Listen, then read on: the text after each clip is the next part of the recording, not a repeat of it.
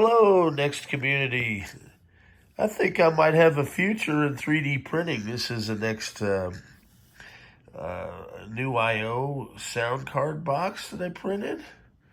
Then we got a little Spartan guy, the Benchy, which everybody's first print's probably a Benchy, a tool scraper to scrape the filament off, and then my first experience with two-tone printing, and it turned out, look at this.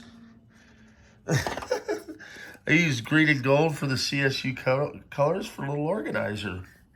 That looks pretty damn good. That's as good as you'd see in a shop, I think. Overall, heck yeah. Very pleased with it. Well, stay tuned. More fun stuff to come from the black hole. I'm going to be able to 3D print pretty much any parts now that I need. And I think I'm doing a pretty good job. And I'm only about a week in. Hip surgeries this week, so knock on wood, hopefully that'll go good. Stay tuned, more fun stuff to come from the black hole.